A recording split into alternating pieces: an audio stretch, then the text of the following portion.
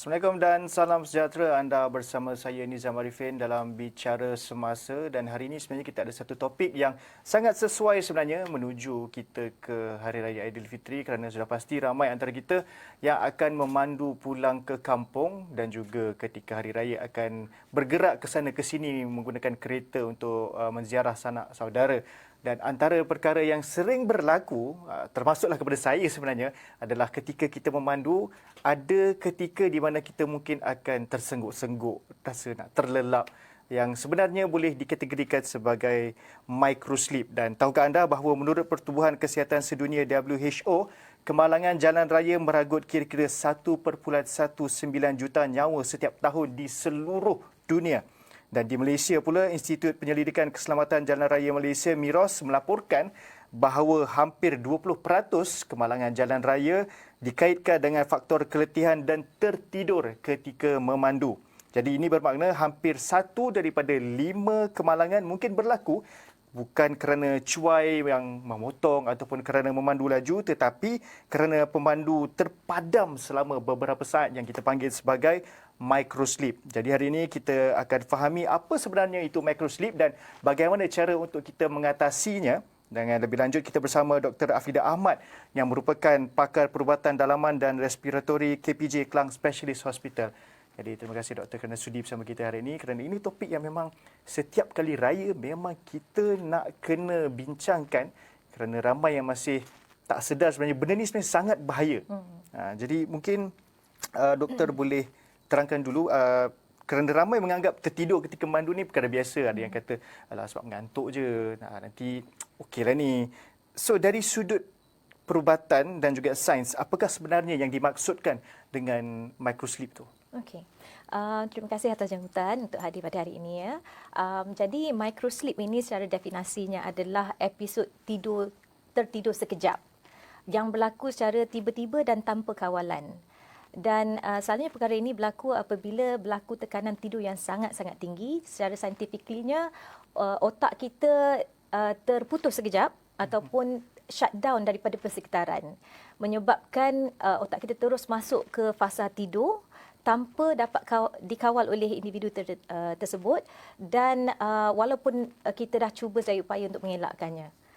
Jadi microsleep ini macam yang Encik Nizam sebutkan tadi, sesuatu yang kita anggap sebagai perkara yang biasa berlaku, tetapi dia membawa kepada masalah yang sangat besar. In fact, saya boleh katakan bahawa yang 20% yang Encik sebutkan tadi adalah kemalangan maut. So bukan setakat kemalangan biasa, kemalangan maut. Jadi dia memang membawa kepada bahaya yang besar lah. Okay. Microsleep ini dia sering berlaku dalam keadaan di mana seseorang individu itu tidak cukup tidur atau mempunyai masalah tidur, dan ini boleh membawa kepada pesakit itu atau individu itu tidak mampu untuk melawan rasa mengantuk tersebut. Ya. Jadi okey, sebab ada setengah orang juga, mesti kadang-kadang saya pun saya rasa tidur tu dah cukup. Kan macam tidur kita kena cukup dalam 7 ke 9 jam. Ada kala macam malam tu dah tidur cukup, tapi besok tu masa nak drive masih tetap ada rasa mengantuk, especially dalam pukul 1 sampai pukul 3 tu. So apa yang menyebabkan benda tu berlaku walaupun tidur dah cukup? Okey, ada dua persoalan di situ. Adakah satu, betul-betulkah kualiti tidur itu ada? Setengah pesakit memang ataupun individu lah yang akan memberitahu pada saya bahawa mereka tidur cukup 7 ke 9 jam untuk orang dewasa. Tetapi kemungkinan besar ada penyakit yang tertentu menyebabkan tidur mereka terganggu. Contohnya masalah obstructive sleep apnea. Kita tahu komuniti kita lebih kepada masalah obesiti sekarang, menyebabkan risiko untuk mempunyai masalah tidur, obesiti, obstructive sleep apnea tu lebih tinggi sekarang ini berbanding sebelumnya. Okey, jadi kualiti tidur itu tak ada. Apa yang berlaku dalam penyakit itu adalah salur pernafasan kita banyak kali tertutup semasa tidur, oksigen tidak sampai ke otak, menyebabkan pesakit atau individu merasa lebih lesu apabila bangun atau senang rasa lesu di tengah hari lah. Itu satu masalah. Nombor kedua adalah ritma pola tidur kita. Sebenarnya kita lebih mengantuk pada waktu malam, terutamanya dari pukul 1 ke pukul 5 pagi, dan lebih mengantuk juga pada pukul 1 petang ke 3 petang. Jadi walaupun kita mungkin sudah dapat tidur yang mencukupi malam sebelumnya, tetapi memang kita akan lebih rasa mengantuk pada waktu-waktu tersebut. Jadi ini maksud jelah bila kita kata mengenai tidur yang cukup adalah 7 hingga 9 jam. What if tidur yang berkualiti tapi tak cukup? Macam ada certain orang dia mungkin tidur tak cukup 7 ke 9 jam, mungkin kerana 5 jam, tapi tidur yang berkualiti. Adakah itu boleh membantu juga? Okey. So tidur yang berkualiti bermaksud selalunya by definasinya lah cukup jamnya, jumlah jamnya, dan dalam masa yang sama dia menyegarkan. Jadi sesetengah individu akan berkata bahawa tidur tu mungkin tak cukup 7 ke 9 jam tapi ia menyegarkan. Apabila kita bercakap mengenai tidur yang efektif ataupun yang berkualiti ini, kalau secara teknikalnya sepatutnya kita nak kena pantau, pastikan bahawa tidak ada masa-masa semasa tidur itu yang kita terjaga ataupun oksigen kita makin rendah. Yang itu kita boleh detect lah daripada melakukan sleep study. Ada teknik ataupun test khas yang kita boleh check dan kita boleh buat untuk melihat sama ada tidur seseorang itu berkualiti ataupun tidak. Tapi itu kan bukanlah sesuatu yang kita selalu buat pada semua orang. Saya akan hanya buat test itu pada mereka yang yang punya risiko yang tinggi untuk masalah tidur itulah. Dan untuk microsleep ni siapa agaknya orang yang individu yang paling berisiko tinggi lah? Mungkin ada sejarah penyakit ke, mungkin ada something else ke, siapa yang agaknya individu yang paling berisiko ada microsleep ni? Ya, microsleep ini boleh berlaku pada sesiapa, tetapi memang tak dinafikan bahawa ada golongan tertentu yang mempunyai risiko yang lebih tinggi. Contohnya siapa? Contohnya mereka yang tidak cukup tidur yang saya sebutkan tadi. Okay? Nombor 2 ada pekerja shift. Pekerja shift ni termasuklah pekerja kesihatan, keselamatan, pekerja kilang yang bekerja shift malam. Sepatutnya itu telah melanggar pola tidur yang sepatutnya. Okey, memang akan menyebabkan risiko mereka mengantuk lebih tinggi dan lebih risiko untuk microsleep. Nombor 3 adalah mereka yang mempunyai pola tidur yang tidak konsisten ataupun tidak teratur. Yang ini nampak kita selalu nampak di kalangan pelajar, sama ada pelajar sekolah ataupun pelajar di pengajian tinggi yang pulun untuk study malam-malam dan mereka terpaksa bangun pagi awal untuk pergi ke pusat pengajian. Jadi bila keadaan di mana tidur itu tak teratur, itu juga boleh menyebabkan risiko microsleep itu lebih tinggilah. Yang seterusnya adalah mereka yang memandu jauh. Okey, bawa lori ataupun bawa van ke yang perlu memandu jauh, terutamanya kalau mereka perlu memandu lebih daripada 2 jam. Okey.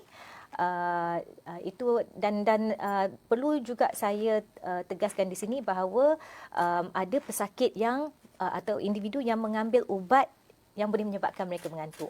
Contohnya ubat batuk ataupun ubat untuk hilangkan keradangan, antihistamin. Setengah orang dia akan ambil ubat untuk menghilangkan hidung yang ada resdung, benda macam tu. Itu juga ada setengah ubatnya boleh menyebabkan kita mengantuk. Jadi pantaukan ubat-ubat yang kita ambil lah. Jadi kalau macam terpaksa juga ambil ubat, macam contohlah ada certain orang yang mungkin time tu memang tengah sakit ke, tapi tetap nak kena drive. So boleh elakkan, kena tak payah ambil ubat ataupun ada ubat yang mungkin boleh yang tak mengantuk sangat? Penting untuk kita berdiskusi dan berbincang dengan doktor mengenai keadaan yang kita terpaksa lalui. Contohnya sebagai pesakit resdung yang memerlukan ubat, ada ubat yang tidak mengantukkan, tidak menyebabkan mengantuk. Jadi itu adalah pilihan untuk pesakit-pesakit tersebutlah. Terutamanya jika ada plan untuk memandu jauh.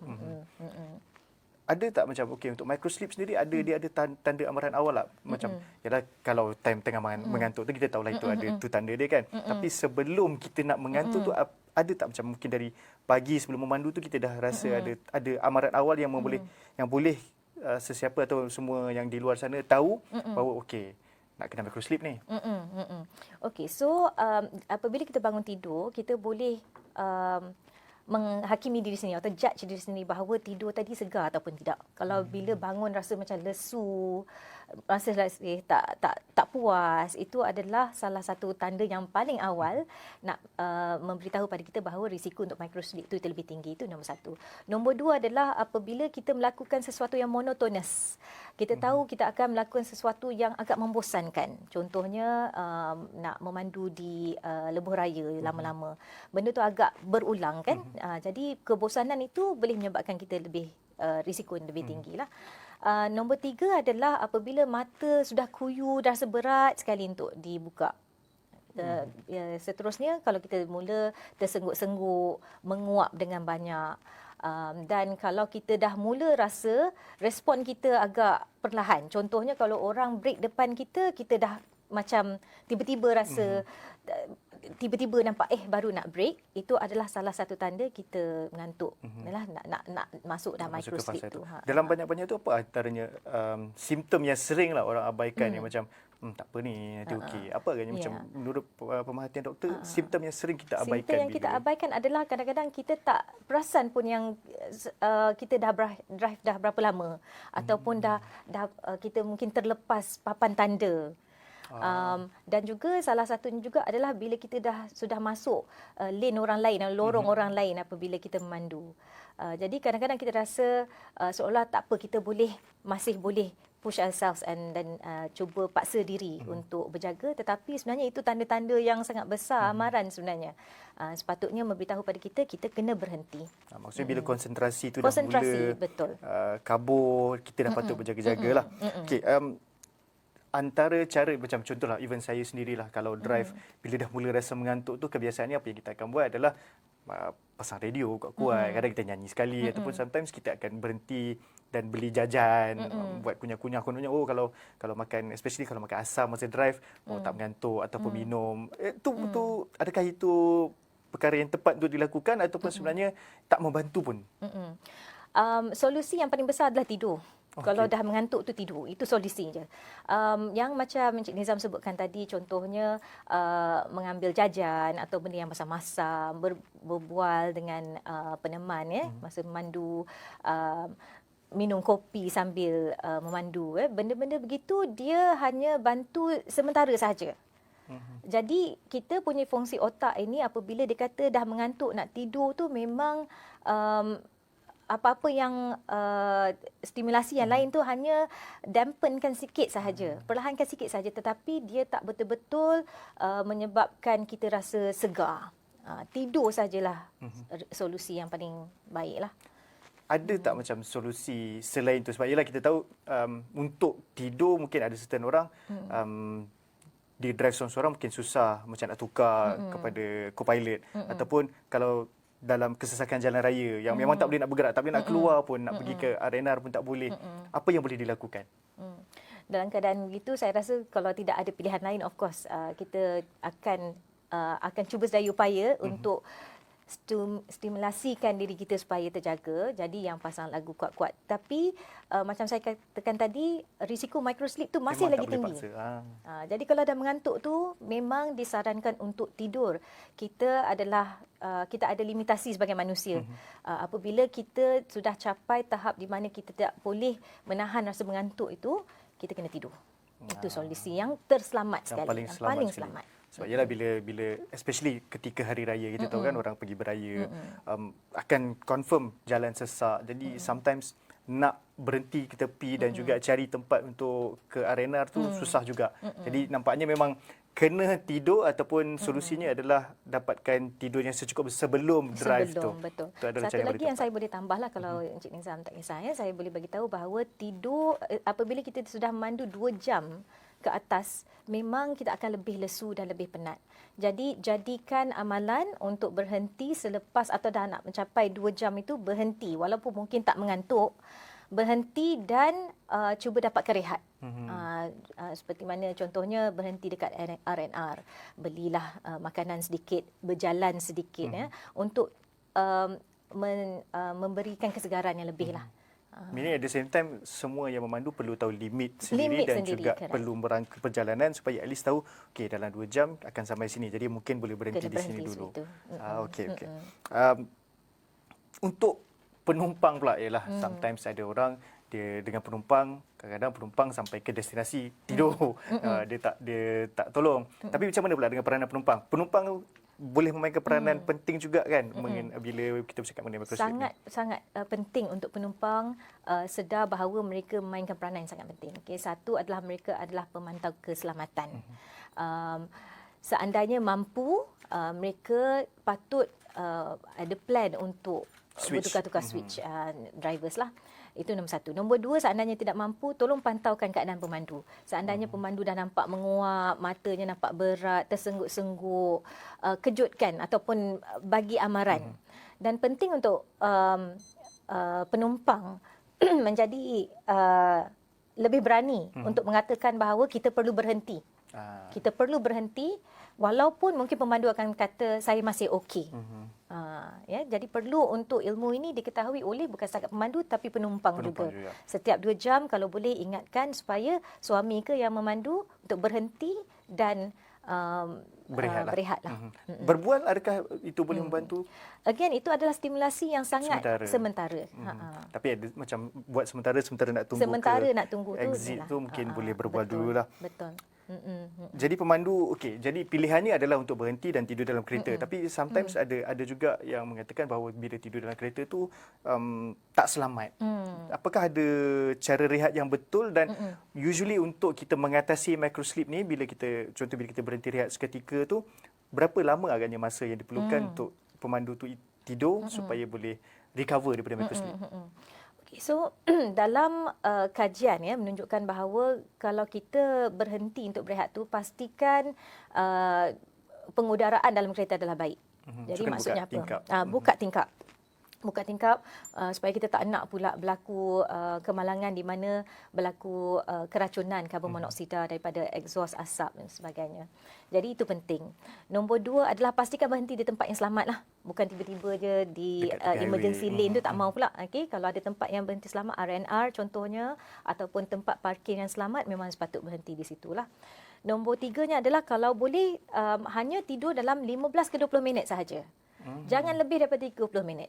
Seandainya lebih daripada 30 minit itu akan memasuki fasa tidur yang lebih dalam lagi. Okey. Jadi deep sleep. Sakit selalu individu akan selalu berasa mamai selepas 30 minit. Okay. Itu kita panggil sleep inertia. Jadi inertia tidur tu masih berterusan. Jadi untuk kita dapat power nap ni hanyalah 15 ke 20 minit. Jadi secara praktikalnya Encik Nizam, kalau saya boleh beri cadangan dan ini juga disupport oleh United Kingdom Highway Act di mana mereka mensarankan supaya apabila kita mengantuk kita berhenti di tempat yang selamat dan minum dalam 150 mg kafein. Okey, atau ingest lah maksudnya minum. So maksudnya minum kafein untuk elak mengantuk, tapi ini untuk... Ya, betul. Sebab kafein ini kerana 150 mg dalam 2 cawan kopi kecil lah ataupun medium size kalau beli daripada kafe mana-mana. Jadi kafein ni Encik Nizam, dia tak berfungsi terus begitu. Dia akan ambil masa untuk diserap oleh badan dan memberi kita kesegaran dan tenaga itu dalam masa 15-20 minit lah. Jadi ambil masa itu untuk tidur. Dan masih lagi kena tidur. Bukannya bermaksud kita sudah minum kopi, ambil energy drinks ke, kita boleh terus memandu begitu, tidak. Ya. Mengantuk untuk mengatasi masalah microsleep, mengantuk itu masih perlu tidur. Tetapi apa yang boleh membuatkan kita lebih segar selepas kita bangun itu adalah kafein yang kita minum sebelum itu. Ya, jadi apabila kita dah bangun, kalau boleh ambil masa lagi dalam 5 ke 10 minit, tak ambil masa lama pun, 5 ke 10 minit untuk basuh muka, ambil wuduk ke, pergi solat ke, ataupun buat simple stretches lah, keregangan badan. Bila dah rasa segar betul, baru mulakan memandu. Seandainya masih lagi mengantuk, cuba buat lebih daripada exercise ataupun basuh muka, benda-benda macam itulah. Yang mana satu lebih bagus untuk dikonsum sebelum tidur tu? Adakah kopi ataupun energy drink? Okay. So energy drink itu bergantung kepada apa jenis lah. Energy drink ni selalunya lebih banyak gula. Itu yang rasa lebih sedap lah. Kopi ni sekurang-kurangnya seandainya kita dapat jaga berapa banyak atau kita boleh letak sendiri kita punya gula, kita punya susu, itu kita boleh jagalah amount gula yang masuk dalam badan kita. Energy drink ni selalunya penuh gula dalam tu. Dan untuk memandu jarak jauh ni, sebab kita tahu usually kita akan mengantuk dalam pukul 1 sampai pukul 3 tengah hari lah. Ceritanya especially waktu lunch. Betul. Ada waktu yang paling sesuai tak untuk memandu, especially untuk jarak jauh bagi kita mengelak daripada microsleep ni? So yang terbaik sekali, saya rasa nasihatnya yang paling penting adalah pastikan malam tu tidur betul. Tidur mesti cukup dan segar. Okey, kita selalu beranggapan bahawa tak apalah, kita drive dulu, lepas kita penat dah sampai destinasi, kita penat, kita tidur. Masalah dah berlaku dah sebelum tidur tu kan. Jadi pastikan tidur yang baiklah sebelum. Kemudian tu kalau boleh mulakan perjalanan selepas matahari terbit. Semasa itu kita adalah dalam keadaan yang paling segar sekali. Elakkan memandu macam saya sebutkan tadi, elakkan memandu 2 jam straight berterusan macam tu, ada lebih. Pastikan ada berhentinya lah. Okey. Dan apabila mengantuk, berhenti. Okey. Dan ialah bila kita nak masuk ke hari raya ni, especially bila orang nak pulang ke kampung, masih lagi di bulan puasa, jadi ramai yang memilih untuk drive waktu malam. Kerana waktu malam boleh makan, boleh minum. Adakah itu pilihan yang tepat? Adakah itu cara yang boleh juga digunakan untuk mengelakkan microsleep, ataupun sebenarnya itu mengganggu juga sebab dia mengganggu kita punya pola tidur? Betul. Jadi pola tidur kita ni adalah sesuatu yang kita dah, kalau ikut bahasa Inggerisnya, ingrain dalam badan kita. Itu pola biologi badan. Jadi kalau kita cuba untuk melanggarinya, ada risiko. Jadi kajian memang telah menunjukkan bahawa seandainya risiko untuk kemalangan jalan raya itu lebih tinggi pada waktu malam. Ada setengah orang, saya faham, ada setengah orang akan ambil keputusan untuk travel malam. Tapi kita kena tahu bahawa risiko lebih tinggi. Risiko lebih tinggi. Jadi cara apa yang kita nak pastikan supaya risiko lebih rendah, pastikan sekurang-kurangnya kita mempunyai rehat yang cukup masa pagi atau tengah hari sebelum untuk kita bergerak itulah. Adakah cuaca dengan suhu pun boleh main peranan? Sebab ialah sometimes bila tengah hari panas tu dia jadi lebih mengantuk. Betul. Jadi satu lagi, kadang-kadang bahang cuaca dan cahaya tu menyebabkan silau tu menyebabkan kita lebih mata terkejip gitu. Jadi lagi beratlah mata kita kadang-kadang gitu. Dan untuk especially kepada pihak kerajaan lah, adakah perlunya penambahan R&R tu? Sebab kita tahu ialah walaupun sebenarnya dah lebih daripada cukup, tetapi sometimes especially bila waktu perayaan, bila kesesakan lalu lintas, jadi ramai orang berhenti, jadi terlalu penuh. Mungkinkah dengan penambahan R&R pun boleh membantu sebenarnya untuk mengurangkan tragedi-tragedi yang berkaitan dengan microsleep? Yang itu memang telah disokong oleh World Health Organization, dalam mana diterangkan secara jelas daripada assessment mereka bahawa infrastruktur yang disediakan dapat membantu mengurangkan risiko human error, masalah daripada manusia. Macam Encik Nizam sebutkan tadi, kita memang dah banyak, tapi apabila musim perayaan tu nak berhenti pun susah.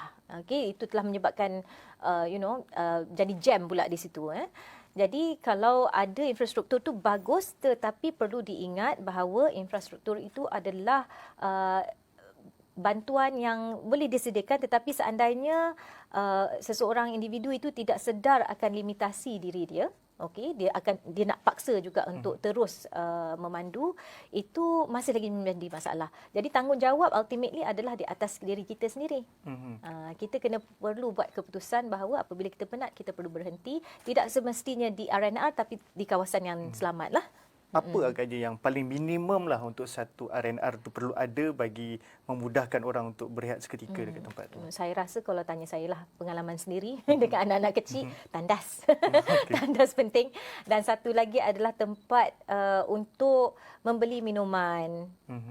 Dan pastikan keselamatan. Saya rasa yang paling penting sekali lah kalau nak tanya saya, keselamatan. Bukan kawasan yang terlampau gelap, tidak ada lampu. Dia tak boleh asal berhenti je. Tak boleh belasah je berhenti begitu saja, bahaya. Okey. Dan untuk ialah bila kita bercakap mengenai microsleep ni, tadi pun kita dah bincang, dia akan ada satu fasa memang dah lepas tu kita akan dah start mengantuk. Dan kalau tengah-tengah tu macam let's say lah tak boleh juga nak tidur. adakah cukup dengan sekadar macam just berehat sahaja tanpa tidur? Berehat dan kalau ikutkan untuk mengelakkan microsleep yang secara efektif sekali adalah tidur. Okey. Kalaulah tidak mampu, saya rasa sekurang-kurangnya keluar daripada kereta. Dapatkan udara yang lebih segar dan berjalan. Lebih kepada kita nak gunakan otot-otot kita, aktifkan mereka, okey, supaya tak pasif saja. Duduk dalam keadaan pasif monotonous ni, itu yang menyebabkan kita jadi lagi mengantuk, lagi senang. Okey doktor. Last lah sebagai mesej penutup kepada semua yang akan pulang ke kampung, yang akan melawat sanak saudara di hari raya. Pesanan kepada mereka untuk mereka lebih faham supaya tidak memandang ringan fenomena microsleep ni, mungkin kita boleh. So microsleep ini boleh membunuh. Okey, dia bukanlah mengantuk biasa. Ia adalah satu fenomena otak yang kita tidak dapat kawal sebagai manusia. Dan pada saya penting untuk kita semua sedar bahawa keselamatan jalan raya itu adalah tanggungjawab semua. Kita perlu tahu limitasi yang kita ada. Kita tak boleh berjaga sepanjang masa. Itu bukan manusia maksudnya. Dan ingatlah bahawa kita nak sampai ke destinasi itu, biarlah kita sampai. Lambat tak apa, asalkan sampai. Jangan tak sampai. Okay, baik, terima kasih doktor kerana sudi bersama kita pada hari ini. Jadi itulah dia Dr. Rafidah Ahmad yang merupakan pakar perubatan dalaman dan respiratory KPJ Kelang Specialist Hospital, dan kita dah pun berbincang mengenai microsleep ni, dan ini adalah sedikit panduan dan juga peringatan kepada anda semua yang akan memandu pulang ke kampung, yang akan melawat sanak saudara, bahawa microsleep ni bukan satu perkara yang remeh, perlu diambil berat dan perlu daripada apa yang kita bincangkan dah kita tahu bagaimana untuk mengelakkannya. Jadi terima kasih sekali lagi doktor kerana sudi bersama kita. Jadi itu sahaja daripada kami di Bicara Semasa, sehingga kita berjumpa lagi. Assalamualaikum dan salam sejahtera.